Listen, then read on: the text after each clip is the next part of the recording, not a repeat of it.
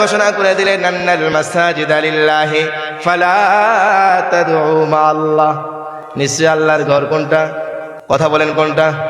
এবার আল্লাহ বললেন ওয়ালাহু মান ফিস সামাওয়াতি ওয়া মান ফিল আরদ।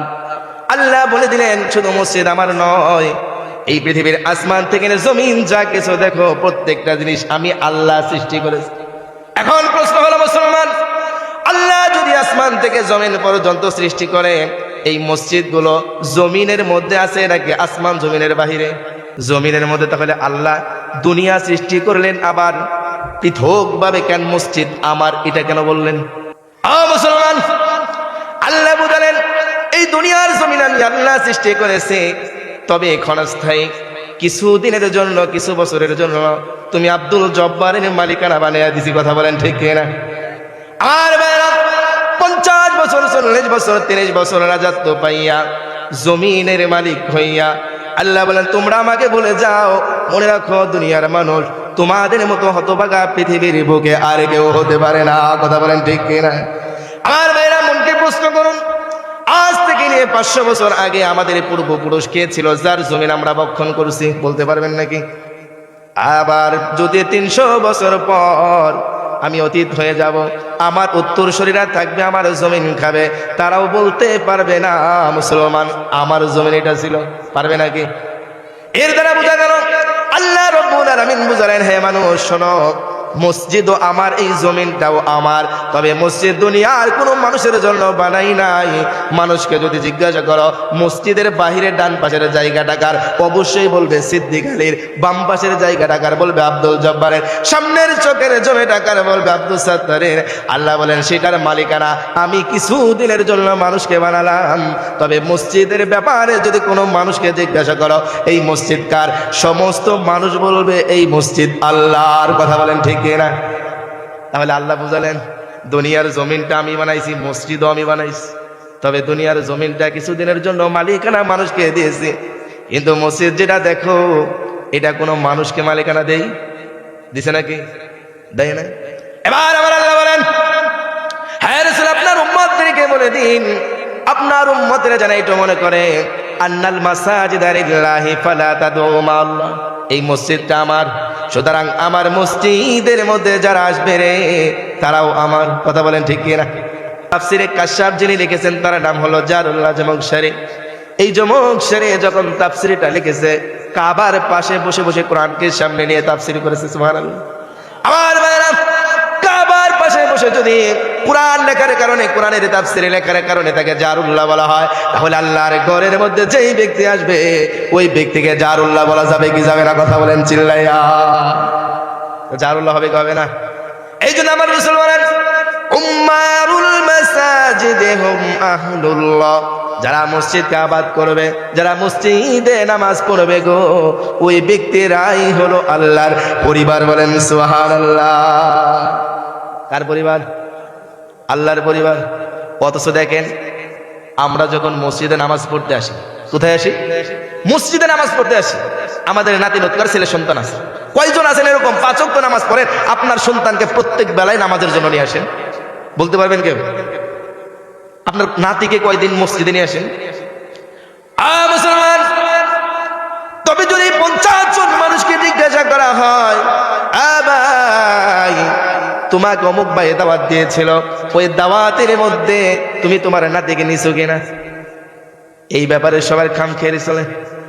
দাওয়াতে গেলে নাতি পুতি সঙ্গে করে নিয়ে যায়, কিন্তু মসজিদে আসলে মুসলমান নাতিও নাই পুতিও।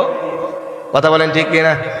সেখানে একবার খাবে শান্তি পাবে, একটু শান্তির জন্য আপনারা নাতি নৎকার সন্তানগুলোকে নিয়ে দাওয়াত খান, কিন্তু মুসলমান বোঝেন না যেই জায়গায় স্থায়ী শান্তি পাবে রে, সেই শান্তির জন্য আমাদের সন্তান, আমাদের নাতিগুলোকে মসজিদ পর্যন্ত আনি না। কথা বলেন ঠিক কিনা? আমার ভাইরা আজকের পর থেকে ওয়াদা করতে হবে, প্রতিজ্ঞা করতে হবে, যতদিন আমি মসজিদে আসবো প্রত্যেক দিন আমার সন্তানকে নামাজের কথা বলবো, আমার নাতিকে নামাজের কথা বলবো, আমার স্ত্রীকে নামাজের কথা বলবো, আমার ছেলের বউ যিনি আছেন ওই বৌমাকে নামাজের কথা বলবো। পারবেন কে? হাত তুলে দেখান দিকে। পারবেন কে? নারায়ে তাকবীর, নারায়ে তাকবীর। মাশাআল্লাহ।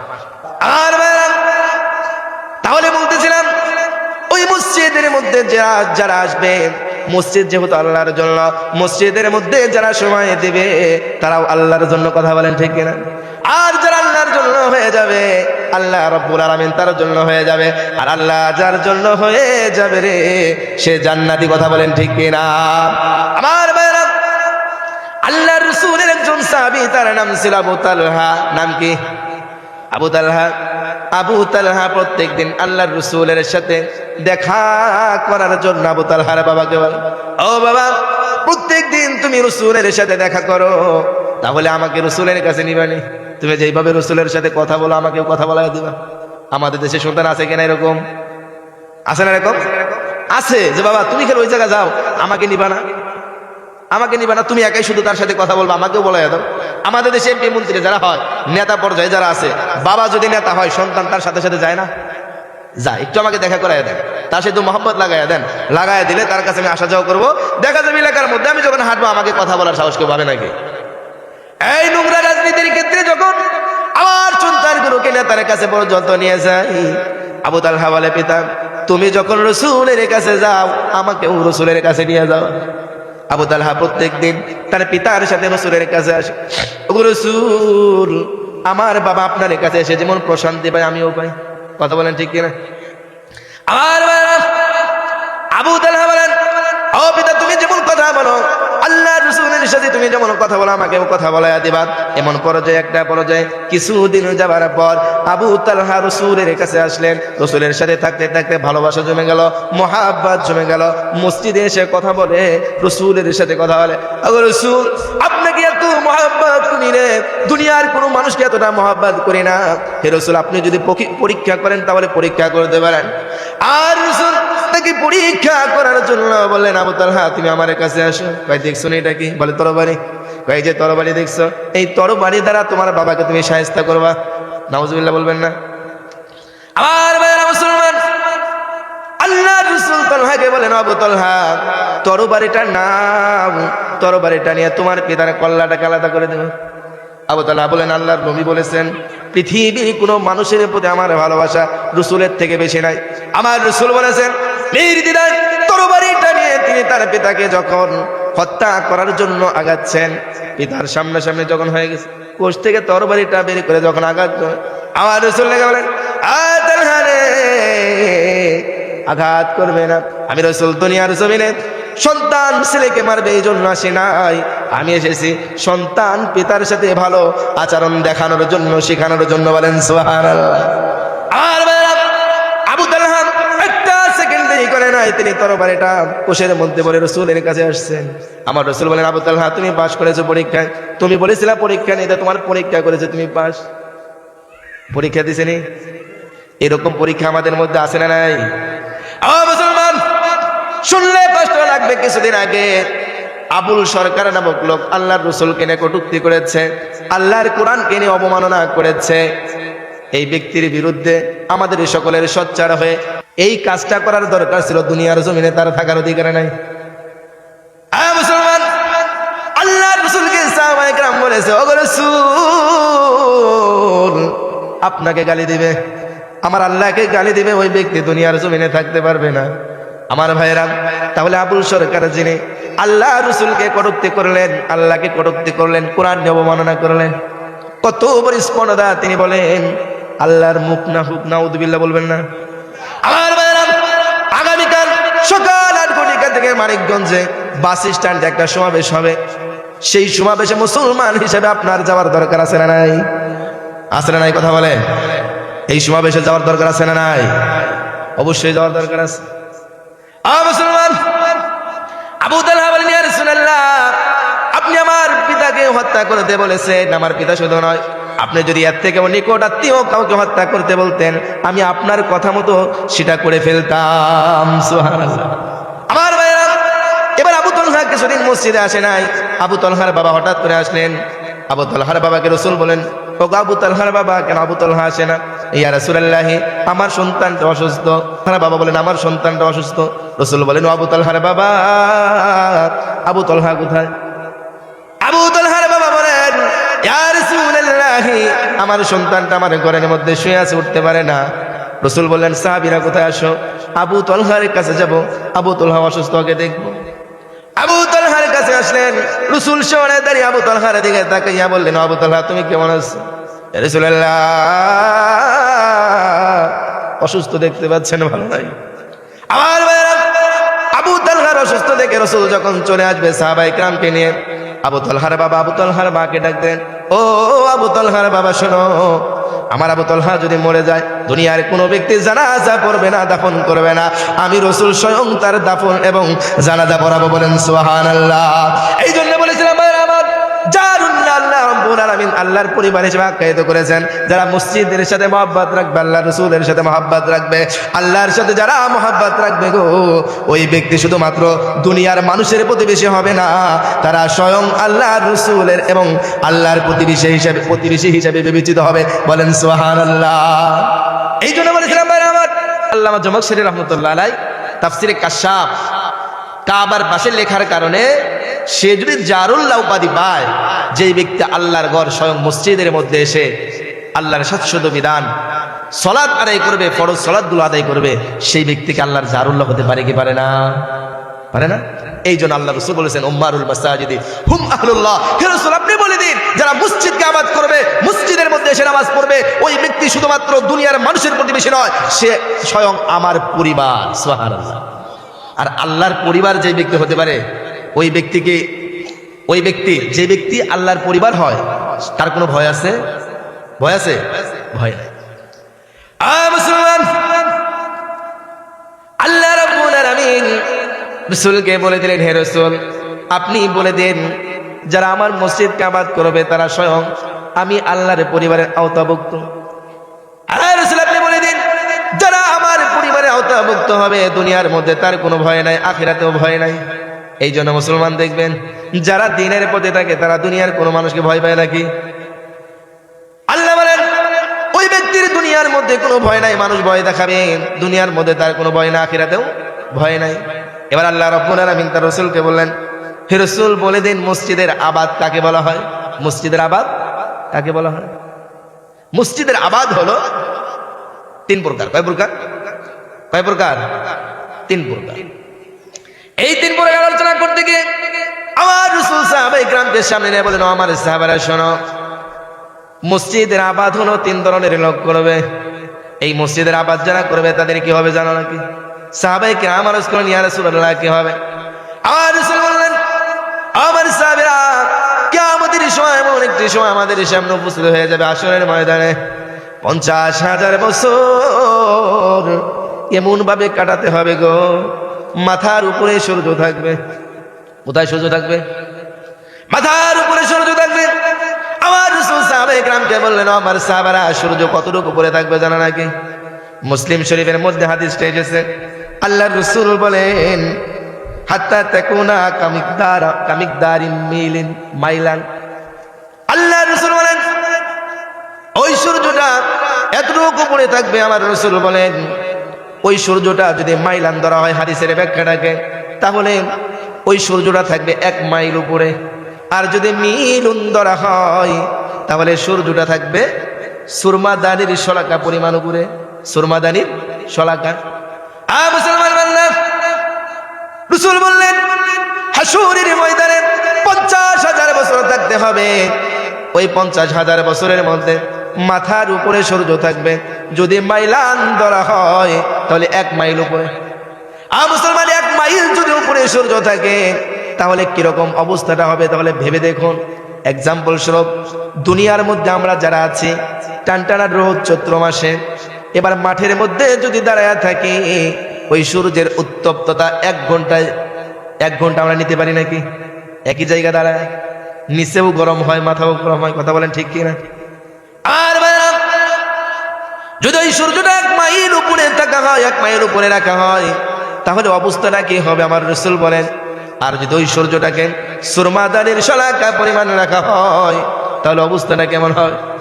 হাদিসের মধ্যে এসেছে, ওই সূর্যের উত্তপ্ততার কারণে মাথার মগজগুলো টকবক টকবক টকবক করবে।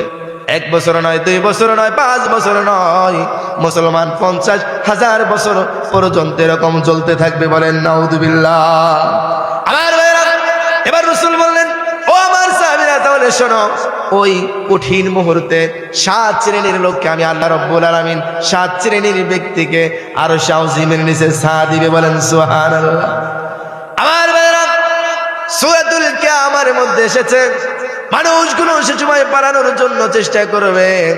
সূরা কিয়ামার মধ্যে আল্লাহ রাব্বুল আলামিন বলে দেন, মানুষগুলো বলবে আল্লাহ পালানোর জায়গা কোথায়, পালানোর জায়গা কোথায়? আল্লাহ বলে মুসলমান রে, এটা দুনিয়া নয়, পৃথিবী নয় যে পালাবা। আজকে এমন জায়গায় তোমরা উপস্থিত হয়ে গেছো যেই জায়গা আমার আশ্রয়স্থল ছাড়া পৃথিবীর কোনো জায়গা পালানোর মতো নাই। বলেন সুবহানাল্লাহ। আমার ভাইরা, এই কঠিন মুহূর্তে আল্লাহ রাসূল বলেন, এই কঠিন মুহূর্তে 7 শ্রেণীর লোককে আল্লাহ রাব্বুল আলামিন আরশ আযীমের নিচে ছায়া দিবে। যারা আরশ আযীমের নিচে ছায়া পাবে রে মুসলমান, তারা শান্তিতে থাকবে না কষ্টে থাকবে? কথা বলেন। উত্তপ্ত রোদের মধ্যে, যখন গরমের মধ্যে আপনি হাল চাষ করেন, হাল চাষ করে খাবারের জন্য যখন গাছের ছায়ার নিচে এসে ভাতটা খান, তখন ভালো লাগে না খারাপ লাগে? কথা বলেন। ভালো লাগে। আমরাও তো দেখি উত্তপ্ত রোদের মধ্যে, আমি মাঝে মাঝে যখন মাদ্রাসায় যাই মসজিদ থেকে, অনেক গরম, মাথাটা থেকে তীব্রতর হয়ে গেছে, অনেক সময় মাথা ব্যথা করে। এবার যখন রাস্তায় উঠে এবার গাছের ছায়ার নিচে যখন দাঁড়াই, তখন মনে হয় বরফ দিছে, এসির মতো লাগে। লাগে কি লাগে না? সারাদিন কাজ করে যখন মসজিদে আসবেন দেখবেন এই মসজিদের হাওয়াটা অনেক সুন্দর লাগে কি লাগে না? আর তাহলে রাসূল বললেন 7 শ্রেণীর লোককে ওই কঠিন মুহূর্তে আরশ আযীমের নিচে ছায়া দেওয়া হবে। ওই 7 শ্রেণীর মধ্যে একজন ব্যক্তি হলো রাজুলুন কলবুহু মুআল্লাকুন বিল মাসাজিদ, যার অন্তরটা মসজিদের সাথে ঝুলন্ত থাকবে। মুসলমান ওই ব্যক্তিকে আরশ আযীমের নিচে ছায়া দান করবে। বলেন সুবহানাল্লাহ। আমার ভাইরা, তাহলে রাসূল বললেন যার অন্তরটা মসজিদের সাথে ঝুলন্ত থাকবে, লাগানো থাকবে, আটকানো থাকবে, ওই ব্যক্তি আরশ আযীমের নিচে ছায়া দান করবে। এবার মসজিদের সাথে ঝুলন্ত থাকা মানেটা কি জানার দরকার আছে না নাই? আর ভাইরা, রাসূল বলে দিলেন, ও আমার সাহাবারা, মসজিদের সাথে হৃদয়টা ঝুলানো, অন্তরটা ঝুলানোর মানে হলো ইন্তাজিরুস সালাহ বাদাস সালাহ, এক নামাজের পর থেকে আর এক নামাজ পর্যন্ত যখন আসবে, জোহরের নামাজ পড়ে যখন আসর শুরু হবে, আসরের আগেই মসজিদের এদিকে হৃদয়টা আসতে শুধুমাত্র তারা দিবে, আসো আসো, আসরে আজান দিয়ে দিবে, তাড়াতাড়ি মসজিদে নাই। আবার মসজিদে আসেও না, যদিও শুক্রবারে আসে, দেখা যায় চেয়ার নিয়ে বসে যায়। আসে না এরকম?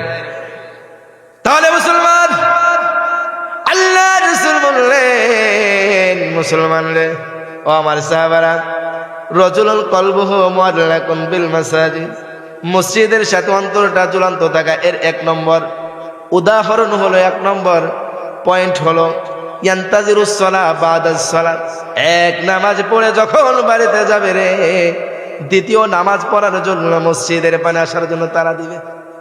এরকম মুসলমান যদি হও, তাহলে মনে রাখবা রাজুলুন কলবুহু মুআল্লাকুন বিল মাসাজিদ, ওই ব্যক্তির অন্তরটা মসজিদের সাথে চলে গেছে। কথা বলেন ঠিক কিনা? মুসলমান, যেই ব্যক্তির হৃদয়টা এমন হয়ে যাবে, মন মানসিকতাটা এমন হয়ে যাবে, তাহলে মনে রাখবেন মুসলমান সে সাধারণ কোনো মানুষ নয়, ওই ব্যক্তি হলো উম্মারুল মাসাজিদি হুম আহলুল্লাহ। বলেন সুবহানাল্লাহ। ওই ব্যক্তি সাধারণ কোনো মানুষ নয়, আমার রাসূল বলেন ওই ব্যক্তি স্বয়ং আল্লাহ রাব্বুল আলামিনের পরিবারের একজন সদস্য। আর আল্লাহর পরিবারের যিনি সদস্য, ওই ব্যক্তি আরশের আযীমের নিচে ছায়া পাবে নাকি যেই ব্যক্তি আল্লাহর পরিবারের সদস্য নয়, ওই ব্যক্তি পাবে? পাবে নাকি? আমার ভাইরা, আল্লাহ রাসূল বলেন তাফরিকু আলা উম্মতি 73 মিল্লাতান কুল্লুহুম ফিন্নার ইল্লা ওয়াহিদা। আমার রাসূল বলেন আমার উম্মতদের মধ্যে 73 কাতার হবে। কয় কাতার? 73 কাতার। 72 কাতার জাহান্নামী, 1 কাতার জান্নাতি। কয় কাতার জাহান্নামী? মুসলমান, যদি 72 কাতার জাহান্নামী হয়, তাহলে মনে রাখবেন ওই 73 কাতারের মধ্যে 72 কাতার যদি জাহান্নামী হয়, 1 কাতার যদি জান্নাতে যায়, ওই একটা কাতারের মধ্যে কারা কারা থাকবো এই কথা বলতে পারবো নাকি? পারবো না? পারবো?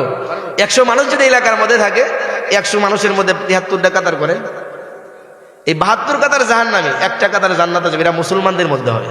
কাদের মধ্যে? কোনো কাফের থাকবে না। কেন? কাফেরদের ব্যাপারে আগেই জাহান্নাম, কাফেরদের ব্যাপারে আগেই জাহান্নাম। তাহলে মুসলমানদের মধ্যেই 73 কাতার হবে। এই মুসলমানদের মধ্যে 73 কাতারের মধ্যে 72 কাতার জাহান্নাম, এক কাতার জান্নাত। মুসলমান সাহাবায়ে কিরাম জিজ্ঞাসা করেন, ইয়া রাসূলুল্লাহ, তারা কারা? আল্লাহ রাসূল বলেন, মান আলাইহি ওয়াসাহাবি, তারা হলো যারা আমার মতো চলবে, আমার সাহাবীর মতো চলবে, আমার সাহাবাদের আদর্শ যারা গ্রহণ করবে, ওই ব্যক্তিরাই হলো 73 কাতারের মধ্যে এক কাতার যারা জান্নাতি। সুবহানাল্লাহ বলেন। তাহলে আমার ভাইরা, রাসূল করিম সাল্লাল্লাহু আলাইহি ওয়াসাল্লামের সাহাবারা মসজিদের পানে সবসময় ছুটে আসতো। আর আমার আর আপনার অবস্থাটা কি আছে এরকম? তাহলে আমার ভাইরা, রাজুলুন কলবুহু মুআল্লাকুম বিল মাসাজিদ, 7 শ্রেণীর মধ্যে 1 নম্বর হলো, এক শ্রেণী হলো যাদের অন্তরটা মসজিদের সাথে লাগানো থাকবে, ওই ব্যক্তিরা আরশে আযীমের নিচে ছায়া পাবে। তাহলে 1 নম্বর হলো অন্তরটা জুড়ে থাকার। 1 নম্বর হলো ইয়ান্তাজিরুস সালাহ বাদাস সালাহ, এক নামাজ পড়ে যখন মুসলমান বাড়িতে যাবে, দ্বিতীয় নামাজ পড়ার জন্য অন্তরটা মসজিদের পানে বারবার তারা দিবে। ওই ব্যক্তি হলো 1 নম্বর, তার অন্তরটা মসজিদের সাথে ঝুলন্ত। ওই ব্যক্তি আরশে আযীমের নিচে ছায়া পাবে। বলেন সুবহানাল্লাহ। 2 নম্বর হলো, এখন আসুন ভাইরা আমার, মসজিদের দিকে, মসজিদের পানে বেশি বেশি থাকার কথা আল্লাহ রাসূল বললেন। এবার আল্লাহ রাব্বুল আলামিন তার রাসূলকে বললেন, হে রাসূল, আপনি আপনার সাহাবাদেরকে বর্ণনা করে দিন মসজিদের গুরুত্ব। আমার রাসূল বলে দিলেন, হে আমার সাহাবীরা শোনো, ইন্না হাব্বাল আরদি ইলাল্লাহি মাসাজিদুহা, আল্লাহ রাব্বুল আলামিনের কাছে সবথেকে পছন্দনীয় জায়গা হলো মসজিদ। ওয়া আবগাদাল আরদি ইলাল্লাহি আসওয়াকুহা, আর আল্লাহর নিকট সবথেকে নিকৃষ্টতম জায়গা হলো বাজার। নাম কি? এখন আমাদের দেশের মানুষ মসজিদে বেশি থাকে নাকি বাজারে বেশি থাকে?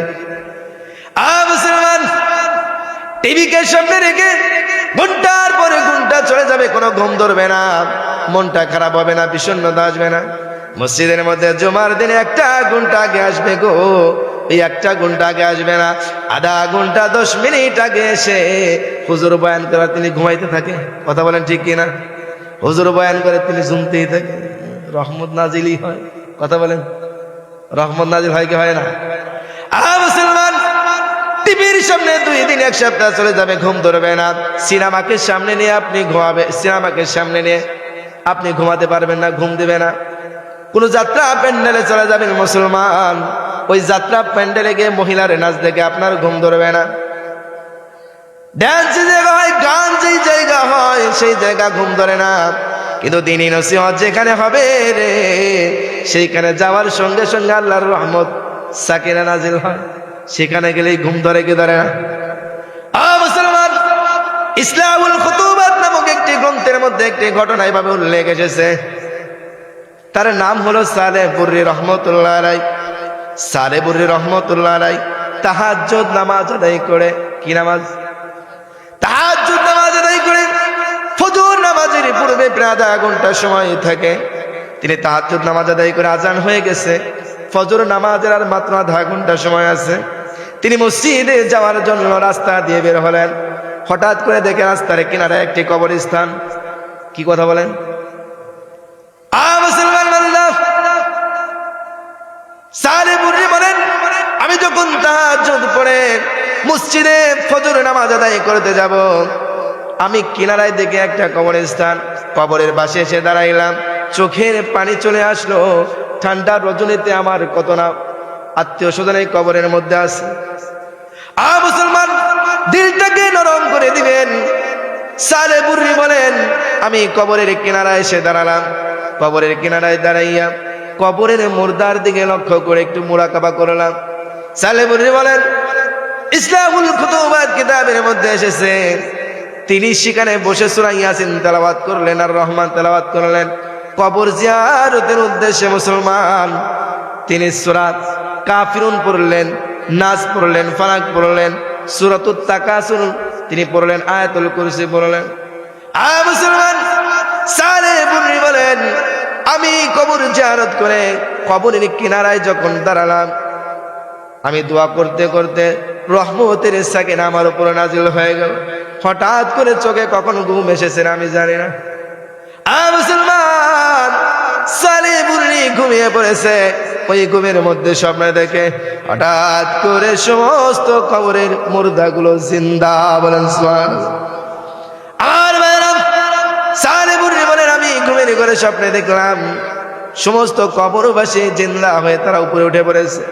আমি দেখলাম আসমান থেকে কে যেন রে সবুজ পতাকাধারী সাদা দবদবে পরিহিত পোশাক পরনেওয়ালা সবুজ কিছু পোশাক এনে স্মরণের খাজানচার মধ্যে খাবার এনে প্রত্যেকটি মুর্দার সামনে হাজির হয়ে গেল। বলেন আল্লাহু আকবার। সালে বুড়ি বলেন আমি দেখলাম কিছু ফেরেশতারা উপর থেকে এসে ওই খাবারগুলো সবুজ পোশাকগুলো ওই মুর্দাগুলোকে দিয়ে দিল। ওই মুর্দাগুলো খাবার আর জান্নাতি পোশাক নিয়ে তারা কবরের মধ্যে চলে গেছে। হঠাৎ করে লক্ষ্য করে দেখলাম মুসলমান একজন ছোট বাচ্চা, তিনি ছিঁড়া পরনেওয়ালা একটা কাপড় পরিহিত ব্যক্তি দাঁড়িয়ে আছে। সারে বুড়ি চোখের পানি ছেড়ে দিয়ে রে বলেন ও বাচ্চা তুমি কেন উপরে দাঁড়িয়ে আস? ওই বাচ্চা চিৎকার করে বলেন হুজুর, আমার দুনিয়ার মধ্যে এমন কোনো মানুষ রাখে নাই যেই ব্যক্তি আমার জন্য দোয়া করবে, যেই ব্যক্তি আমার জন্য একটু দান করবে। মুসলমান বান্দা, বলতেছিলাম যখন আপনি নেক কাজের দিকে অগ্রসর হবেন, নেক কাজের মধ্যে উদ্বুদ্ধ হয়ে যাবেন, সেখানে দেখবেন আল্লাহর রহমতের সাকিনা নাজিল হয়। সালে বুড়ি বলেন এবার আমি বাচ্চাটাকে জিজ্ঞাসা করলাম, বাচ্চা তুমি কেন জান্নাতি পোশাক পাইলা না, স্মরণের খাজানচাই খাবার পাইলা না, সিরা পোশাক পরে কেন তুমি দাঁড়ায় আসছো? ওই বাচ্চারা বলছেন হুজুর 4 মাস বয়স যখন আমার হয়েছিল তখন আমি ইন্তেকাল করেছি। আমার জন্মের আগে আমার বাবা মারা গেছে। আমি মৃত্যুবরণ করার পর আমার মাকে অন্য জায়গা বিয়ে দিয়ে দিয়েছে। এমন কোন দুনিয়ার মধ্যে মানুষ নাই যারা আমার জন্য একটু দোয়া করবে, আমার জন্য একটু দান করবে। হুজুর যেই লোকগুলোকে ফেরেশতারা এসে জান্নাতে পোশাক পরিধান করাইয়া খাজানচার মধ্যে খাবার দিয়া কবরের মধ্যে ঢুকাইয়া দিছে, হুজুর ওই লোকগুলোর দুনিয়ার মধ্যে আত্মীয় স্বজন রেখে এসেছে, ছেলে সন্তান রেখে এসেছে, যারা নামাজ পড়ে আল্লাহর কাছে দোয়া করেছে। এই দোয়ার বদৌলতে আল্লাহ রাব্বুল আলামিন তাদেরকে জান্নাতের মেহমান হিসাবে কবুল করেছেন। বলেন সুবহানাল্লাহ।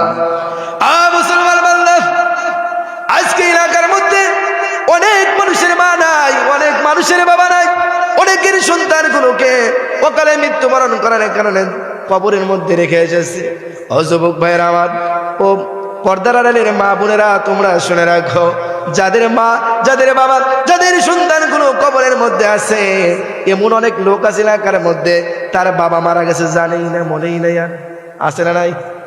মা মারা গেছে কখনো কবরের পাশে দাঁড়াইয়া কবর জিয়ারত করে নাই, এমন লোক এলাকা আছে না নাই?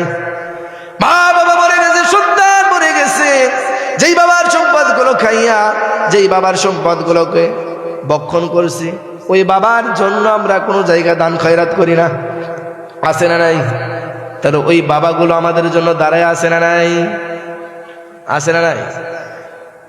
সালে বুড়ি বলেন এই বাচ্চা তুমি বলো তো তোমার মা কোথায় আছে, তুমি ঠিকানাটা দাও। এবার স্বপ্নের মধ্যে ওই বাচ্চারা ঠিকানা দিল, হুজুর আমার মার অমুক জায়গা বিয়ে হয়েছে, আপনি সেখানে যান। সালে বুড়ি বলেন আমি যখন ঘুম থেকে জাগ্রত হইলাম, সকাল হলে আমি ওর মায়ের খুঁজে সেই এলাকায় চলে গেলাম ঠিকানা অনুযায়ী। আমি গিয়ে দেখলাম ওই মহিলাটা দাঁড়ানো। হুজুর বললেন, সালে বুড়ি বলেন আমি মহিলাকে দেখলাম, ও মা বলো তো তোমার সন্তান ছিল কিনা? ওই মহিলা বলছে, হুজুর আমার তো কখনো আগে বিয়ে হয় নাই, যে মাত্র বিয়ে হয়েছে, সন্তান পাবো কইতে? আমাদের দেশে এমন মানুষ আছে না নাই? বিয়ে হয়েছে এটা না বলে বিয়ে দিছে। ওই মহিলাকে যদি বলে তোমার বিয়ে হয়েছিল, স্বীকার করবে? মুসলমান, ওই মহিলাকে যখন জিজ্ঞাসা করে, ও মা তোমার সন্তানের সাথে গতকাল দেখা হয়েছে রাতের বেলা, তোমার সন্তান ভালো নাই? ওই মহিলা বলে, হুজুর আমার তো আগে কখনো বিয়ে হয় না, আপনি কেমনে বুঝলেন বিয়ে হয়েছে? আমার সন্তান 4 মাস বয়সে ইন্তেকাল করেছে, তিনি কথা বলবেন কিভাবে? আপনি জানলেন কিভাবে? কবরের মধ্যে আপনি কি গেছেন নাই? সালেপুরি বলেন, কবরের কিনারার পাশে যখন আমি দোয়া করেছি, ঘুমিয়ে গেছিলাম, সমস্ত মুর্দাগুলোকে জান্নাতের পোশাক পরিধান করাইস। তোমার সন্তানকে দেখলাম, তোমার সন্তানকে জান্নাতের পোশাক পরিধান করায়। হুজুর কারণটা কি? সালেপুরি বললেন, ও মা, আমি তোমার সন্তানকে জিজ্ঞাসা করলাম কেন তোমাকে জান্নাতের পোশাকটা দেয় নাই, জান্নাতের খাবার কেন তোমাকে দিল না? আপনার ছেলে কেঁদে কেঁদে বললেন, রে দুনিয়ার জমিনে আমার কোনো আত্মীয় স্বজন নাই, আমার মা আমার জন্য কখনো দোয়া করে নাই, আমার মা কখনো আমার জন্য কোথাও দান করে নাই আমার মাগফিরাতের জন্য।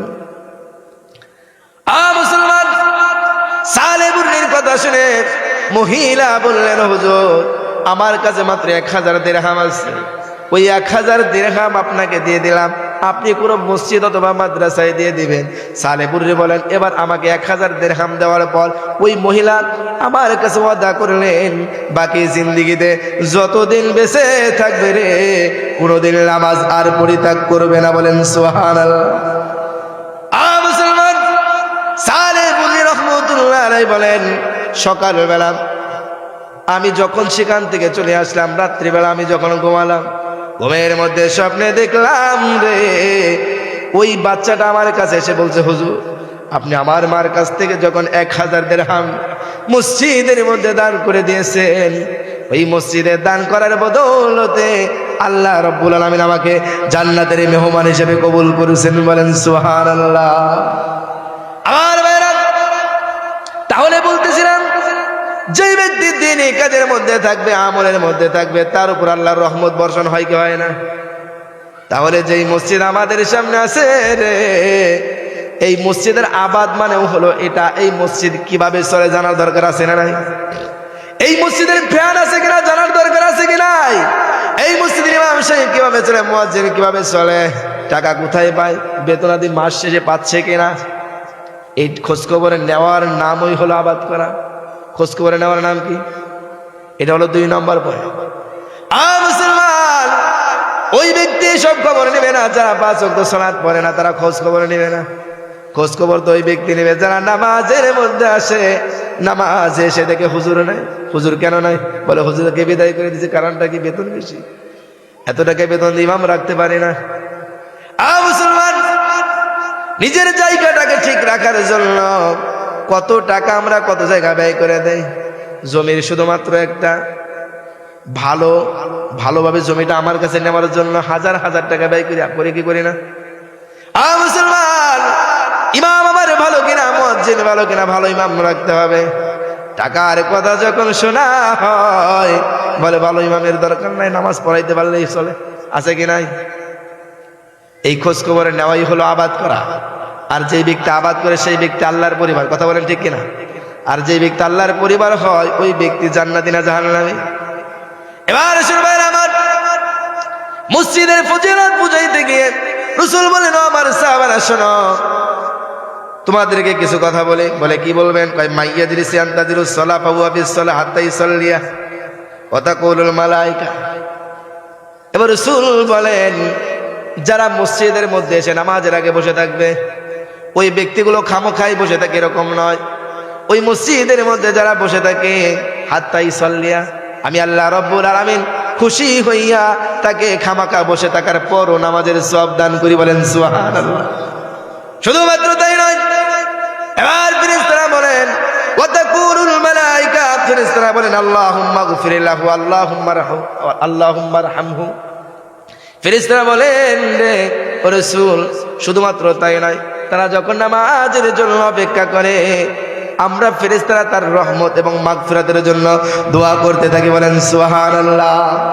এবার সাহাবায়ে কেরামকে বললেন, ও আমার সাহাবারা, দুনিয়ার মধ্যে তোমরা জান্নাত দেখছো কিনা? বলে না, আমরা জান্নাত দেখি নাই। বলে তাহলে শোনো একটা হাদিস। সাহাবায়ে কেরাম সামনে বসে খুব আগ্রহের সাথে বসে রইলেন। হুজুর কোন হাদিস বলবেন বলেন? হুজুর বললেন, ইদা মারারতুম বিরিয়াজিল জান্নাহ ফারতাউ। কিলা ইয়া রাসূলুল্লাহ ওয়া মা রিয়াদুল জান্নাহ, ওয়া মা রিয়াদুল জান্নাহ। হুজুর বললেন, ও আমার সাহাবারা, তোমরা যখন জান্নাতের বাগান দিয়ে যাবে, জান্নাতের বাগান দেখতে পাও, তোমরা ওই জান্নাতের বাগান যখন দেখো, বাগানের মধ্যে ঢুকে যাবে, বাগানের মধ্যে ঢুকে সেখান থেকে ফল কিছু নিবে, কিছু ভক্ষণ করবে, কিছু পকেটে পড়বে। আছে কি নাই? আমাদের এলাকায় এরকম আছে না? গাছে ভালো ফল দেখলে কিছু ফল পকেটে পড়ে, কিছু খায়, কিছু রেখে দেয়। আছে না নাই? আর বলেন, ও আমার সাহাবীরা, জান্নাতের যদি বাগান তোমরা পাও, ওই জান্নাতের বাগান থেকে কিছু ফল তোমরা ভক্ষণ করবা, আর কিছু ফল তোমরা রেখে দিবা পকেটের মধ্যে। এমন সময় আসবে রে, ক্ষুধা লাগবে, খেয়ে নিবা। সাহাবীরা বললেন, হুজুর আপনি কি পাগল হয়ে গেছেন নাকি? জান্নাতের মধ্যে, দুনিয়ার মধ্যে জান্নাতের বাগান পাবো কোথায়? ওই বাগান থেকে ফল পাবো কোথায়? হুজুর বললেন, ও আমার সাহাবীরা শোনো, জান্নাতের বাগান দুনিয়ার মধ্যে হলো ওমা রিয়াদুল জান্নাত। সাহাবায়ে কেরাম প্রশ্ন করলেন, ইয়া রাসূল জান্নাতের বাগান কোনটা? আমার রাসূল বললেন, ক্বালা আল মাসাজিদ, জান্নাতের বাগান হলো দুনিয়ার মধ্যে মসজিদ। বলেন সুবহানাল্লাহ। এবার সাহাবায়ে কেরাম বললেন, ইয়া রাসূলুল্লাহ আপনি জান্নাতের বাগান দেখালেন কিন্তু ফল তো দেখালেন না। আপনি বললেন জান্নাতের বাগান যখন দেখবা, ওই জান্নাতের বাগান থেকে কিছু ফল পকেটে পড়বা, কিছু ভক্ষণ করবা। হে রাসূল জান্নাতের বাগান দেখালেন মসজিদ, ওই জান্নাতের বাগানের মধ্যে তো কোনো ফল পাই না। আমার রাসূল বললেন, ওই জান্নাতের ফল হলো তোমরা ওই মসজিদের মধ্যে গিয়ে আমি আল্লাহ রাব্বুল আলামিনের কুদরতি বাই সিজদা করবে। বলেন সুবহানাল্লাহ। এবার সাহাবায়ে কেরাম প্রশ্ন করলেন, ইয়া রাসূলুল্লাহ ওই জান্নাতের বাগানে গিয়ে আমরা 2 রাকাত নামাজ পড়ে সিজদা করব, এটা হলো ফল ভক্ষণ করা, করলাম ভক্ষণ। এবার যখন নামাজের সময় না, মসজিদের পানে বা মসজিদের সামনে দিয়ে হেঁটে যাব, জান্নাতের বাগানের সামনে দিয়ে হেঁটে যাব, নামাজের সময় নাই, ওই সময় আমরা কি করব? আমার রাসূল বলে দিলেন, তোমরা সেই সময় করা সুবহানাল্লাহি ওয়াল হামদুলিল্লাহি ওয়ালা ইলাহা ইল্লাল্লাহু আল্লাহু আকবার। বলেন সুবহানাল্লাহ। আর রাসূল বলে দিলেন, ও আমার সাহাবীরা তোমরা যখন জান্নাতের বাগানের সামনে দিয়ে যাবে, ওই জান্নাতের বাগানের মধ্যে ঢুকবে, কিছু ফল তোমরা ভক্ষণ করবা, কিছু ফল পকেটে পড়বা। এর মানে হলো যখন জান্নাতের বাগান দেখবা, সেখানে গিয়ে তোমরা আমি আল্লাহর কুদরতি বাই সিজদা করবা। সিজদা করার পর যখন তোমরা বাগানের সামনে আবার যাবে, নামাজের সময় হয় নাই, মসজিদের দিকে তাকাইয়া, জান্নাতের বাগানের দিকে তাকাইয়া সুবহানাল্লাহি ওয়াল হামদুলিল্লাহি ওয়ালা ইলাহা ইল্লাল্লাহু আল্লাহু আকবার বলবা। এটার নাম হলো তুমি আল্লাহর কাছে কিছু ফল রেখে দিলা তোমার পকেটের মধ্যে। যখন জাহান্নাম বা তুমি যখন গুনার কারণে আল্লাহর কাছে অভিযুক্ত হয়ে যাবে, এই ইবাদতের কারণে, আমলের কারণে আল্লাহ রাব্বুল আলামিন তোমাকে আল্লাহর প্রতিবেশী হিসেবে কবুল করবে। বলেন সুবহানাল্লাহ। আমার ভাইরা, তাহলে আমরা জানলাম পৃথিবীর বুকে রিয়াদুল জান্নাত, জান্নাতের বাগান হলো মসজিদ। কথা বলেন ঠিক কিনা? জান্নাতের বাগান যদি মসজিদ হয়, আল্লাহ রাসূল বললেন জান্নাতের বাগান যখন পাবে, সেখান থেকে কিছু ফল খাবে, কিছু ফল রেখে দিবে। এর দ্বারা কি বুঝলেন? কিছু ফল রাখার দ্বারা উদ্দেশ্যটা কি? কথা বলেন। সেখানে গিয়ে আল্লাহর কুদরতি বাই সিজদা পায়। নামাজের সময় হয় নাই, এমনি যাচ্ছেন জান্নাতের বাগানের সামনে দিয়ে, আল্লাহ রাসূল বলেন তখন তুমি আল্লাহর পবিত্রতা বর্ণনা করো, জিকির করো সুবহানাল্লাহি ওয়াল হামদুলিল্লাহি ওয়ালা ইলাহা ইল্লাল্লাহু আল্লাহু। এই দোয়া যখন পড়বে, তুমি জান্নাতের বাগান থেকে ফলগুলোকে ভক্ষণ করলে এবং সংরক্ষণ করে রেখে দিলে, যখন আল্লাহর কাছে গুনাহগার হিসেবে তুমি বিবেচিত হয়ে যাবে, তখন এই আমলের মাধ্যমে আল্লাহর কাছে বলবে, আল্লাহ আপনাকে জান্নাতের পরিবার হিসেবে কবুল করবে। সুবহানাল্লাহ। এই জন্য ভাইরা আমার, এই মসজিদের আবাদ মানে শুধুমাত্র এটা নয়, টাকা দিয়ে আবাদ করবে এটা নয়। আপনি মসজিদে এসে নামাজ পড়বেন, ইন্তাজিরুস সালাহ বাদাস সালাহ, এক নামাজ পড়ার পর অপর নামাজের জন্য মসজিদের মানে আসার জন্য তড়িঘড়ি যদি আপনার হৃদয়ে করে, মনে করবেন আপনি মসজিদের সাথে মুআল্লাক হয়ে গেছে, আপনার অন্তরটা মসজিদের সাথে মুআল্লাক হয়ে গেছে, জড়িয়ে গেছে। আপনি হলেন রজুলুন কলবুহু মুআল্লাকুম বিল মাসাজিদ, যাদের ব্যাপারে আল্লাহর রাসূল বলেছেন উম্মারুল মাসাজিদি হুম আহলুল্লাহ, যারা মসজিদকে আবাদ করে তারা শুধুমাত্র দুনিয়ার মানুষের পরিবার নয়, তারা আমি আল্লাহ রাব্বুল আলামিনের আহাল। সুবহানাল্লাহ। তাহলে আমার ভাইরা, আল্লাহ রসুলের পরিবার হওয়ার ইচ্ছা কার কার আছে? কথা বলেন, কার কার আছে? আল্লাহ কবুল করুন, বলুন সুবহানাল্লাহ, আমিন বলেন। ঘুমাইছেন নাকি? আচ্ছা বলুন তো, এই যে মসজিদ, এই মসজিদে 5 ওয়াক্ত সালাত আমরা কারা কারা পড়ি এখানে বসে আছেন? অথবা কোন মসজিদে আমরা 5 ওয়াক্ত সালাত একদম 5 বেলায় আমরা মসজিদের মধ্যে পড়ি, এরকম কে কে আছেন? হাত তুলে দেখান থেকে। মাশাআল্লাহ, আছে তো, তাও আলহামদুলিল্লাহ। তো আমার ভাইরা, আজকের এই মাহফিল থেকে শুধুমাত্র ওয়াজই শোনেন, শুধুমাত্র মাহফিল শুনলেন, এই মাহফিল থেকে কিছু নিতে পারলেন না, তাকে হয়? আজকের এই মাহফিল থেকে এতটুকু আপনারা শিখে যান, দুনিয়ার মধ্যে পৃথিবীর বুকে যদি জান্নাত দেখতে চান, জান্নাতের বাগান দেখতে চান, সেই জান্নাতের বাগান হলো মসজিদ। আল্লাহ রাসূল বলেছেন, ইদা মারারতুম বিরিয়াদিল জান্নাহ ফারতাউ, যখন তোমরা জান্নাতের বাগান দেখো, সেখান থেকে কিছু ফল ভক্ষণ করো। কি করো? কিছু ফল ভক্ষণ করো। এর মানে হলো, যখন আমরা মসজিদ দেখব, নামাজের সময় হলে আমরা মসজিদের মধ্যে ঢুকে নামাজটা আদায় করবো, পারবো না ইনশাআল্লাহ? এবার নামাজের সময় হয় না, মসজিদের সামনে দিয়ে যাচ্ছি, জান্নাতের বাগান, যাবার সময় চোখটাকে মসজিদের দিকে দিয়ে আমরা পড়বো সুবহানাল্লাহি ওয়ালহামদুলিল্লাহি ওয়ালা ইলাহা ইল্লাল্লাহু আল্লাহু আকবার, পারবো না ইনশাআল্লাহ? ইনশাআল্লাহ আমরা এই দোয়াটা পড়বো ইনশাআল্লাহ। তাহলে আমার ভাইরা, আমরা বুঝলাম আল্লাহ রাব্বুল আলামিন এই মসজিদকে তার জন্য বানিয়েছেন। যেই ব্যক্তি মসজিদের সাথে লাগানো থাকবে, ঝুলান্ত থাকবে, মসজিদের মধ্যে সময় বেশি দিবে, তারাও আল্লাহর হয়ে যাবে। যারা আল্লাহর হয়ে যাবে, উম্মারুল মাসাজিদ হুম আহলুল্লাহ, তারা আল্লাহর পরিবার হয়ে যাবে। আর যারা আল্লাহর পরিবার হয়ে যাবে, তারা হলেন কারা? ওই 73 কাতারের মধ্যে এক কাতার যারা জান্নাতে যাবে, বলেন সুবহানাল্লাহ।